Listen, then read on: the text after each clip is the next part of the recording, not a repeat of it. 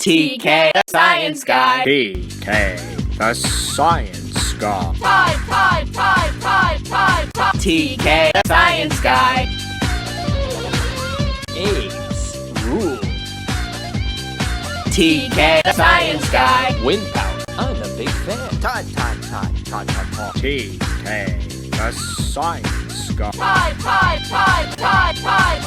science guy. TK, the science guy.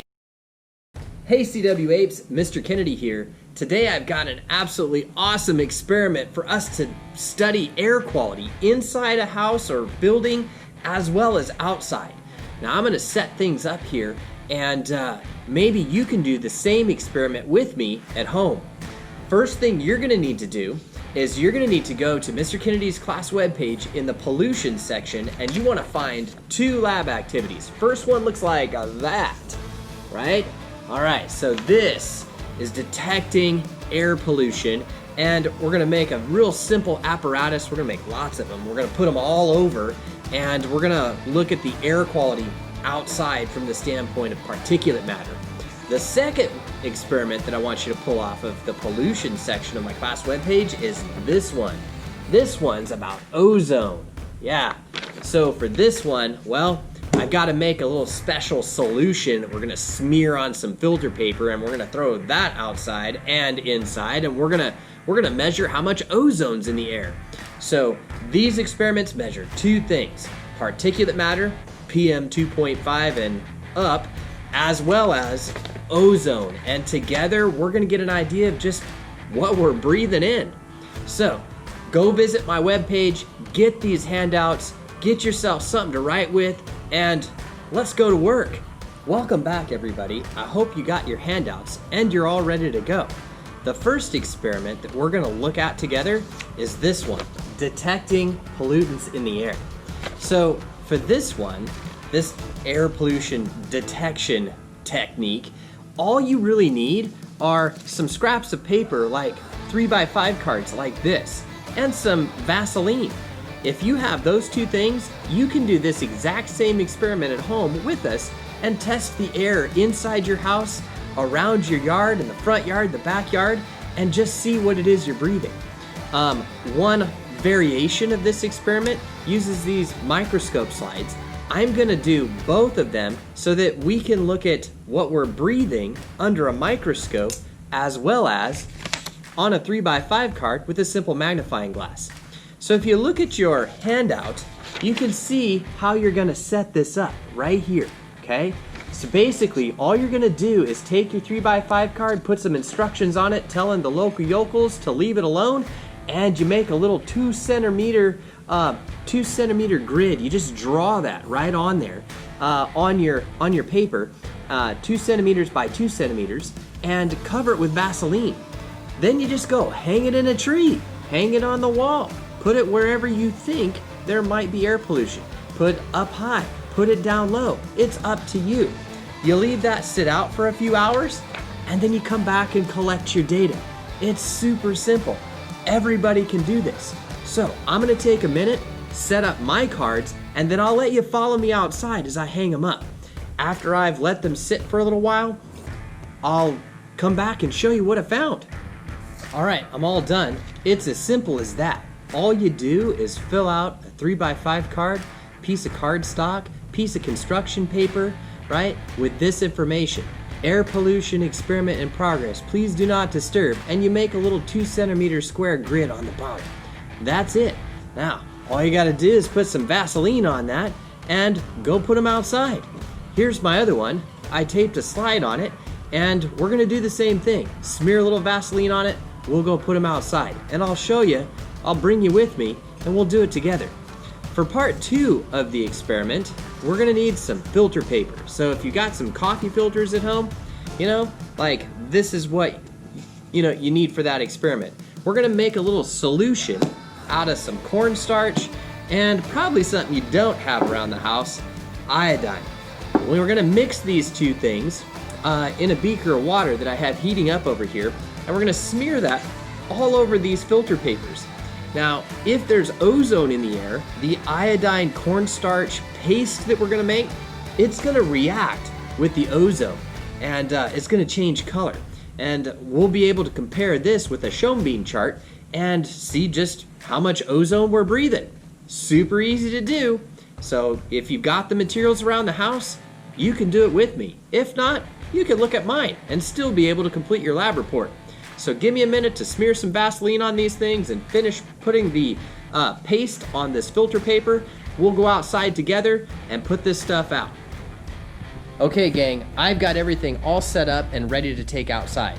For safety reasons, mine and yours, I can't show you how to set up the mixture that you put on your filter paper, but I can take you with me as we go place them outside.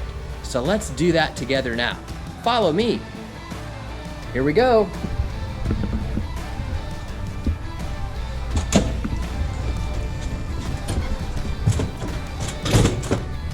I think for the first one, we'll put it over here on the old Clovis West trellis and see what kind of air pollution we can get from there.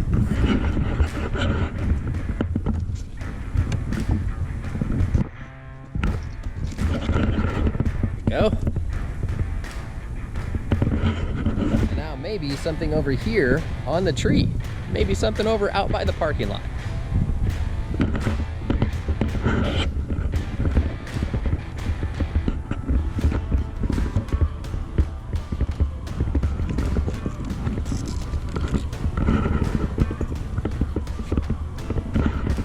Okay, let's go get those filter papers.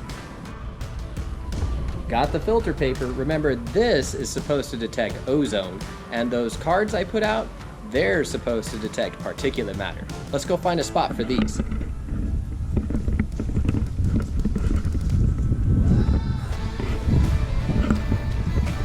All right, sorry about the shaky video. Had to put you down for a minute because I didn't have enough hands to hold the camera and the filter paper. So I put it up here in the tree on the opposite side of where I put the card that's going to detect particulate matter. Here it is. And then the other one is over here by the classroom. Okay, so you can see it right over there. All right, we're going to have to let this sit for a while. We'll come back and we'll see what our data looks like.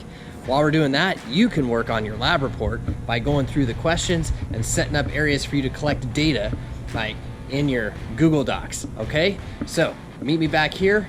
I'll show you what the data looks like.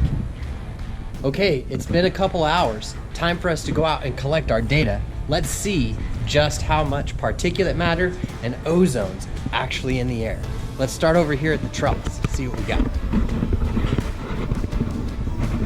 Wow, check that out. There's all kinds of stuff on that thing. I'm gonna get this, we'll take it inside.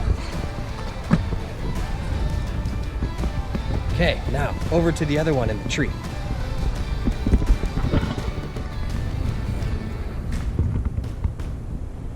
There you go, you can see there's all kinds of stuff on that one too. I'll get this, we'll take it inside, come back out for the ozone collection. All right, let's get these ozone detectors and see how they did. Here's our first one. Remember, we're looking for some sort of color change here. We don't really care, you know, if it's wet or dry or whatever. We just want color change. So let's grab this one. And now over to the tree. All right, gang, we're inside. We're in from the out. And I brought all the data in for you to look at here. We're gonna start with the particulate matter, and I'm gonna let you look at my cards. Remember, you can do this same thing at home, and you could investigate your own air quality with just some very simple pieces of equipment here, okay? So don't be afraid to try it at home, inside the house and outside the house. So I'm gonna give you a nice close-up view of both of mine, and then you can use that to generate your lab report. Here we go. Here's the first one. This is the one that was by the tree, okay? And then here's the second one. That's the one that was hanging on the trellis. Okay, so you're gonna use that in your lab report over here to describe what you're seeing as far as air quality is concerned and particulate matter. Okay? Now, part 2 of this is the ozone measurement.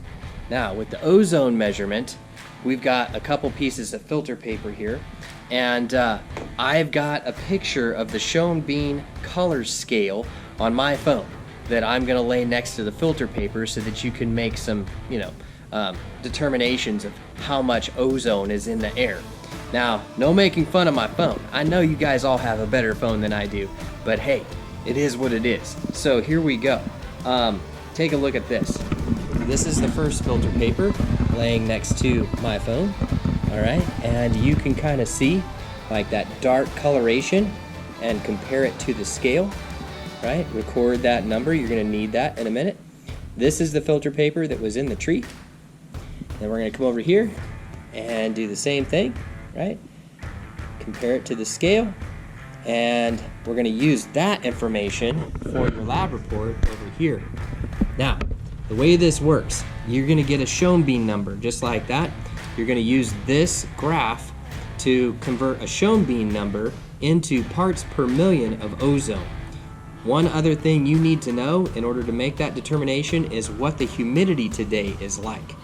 Well, we live in the Central Valley and it's pretty much dry and hot today. Our humidity is 20%, okay? So if you determined that my Schoenbein number on my filter paper was a 2, here's how you use this. You go up from 2 till you hit the 20% line, then you go across to the y-axis, and that'll give you ozone parts per million. Okay? So you knock that out. All right, ladies and gents, finish those lab reports, get them into your notebook. I hope you've learned at least a little bit about your air quality and have developed an appreciation for the air you breathe. I've had a lot of fun showing you this. I hope you've had a lot of fun doing it with me. I'm Mr. Kennedy, and I'll see you next time. TK, the science guy. TK, the science guy. TK, the science guy. APES rule. TK, the science guy. Wind power. I'm a big fan. TK, the science guy. TK, the science guy.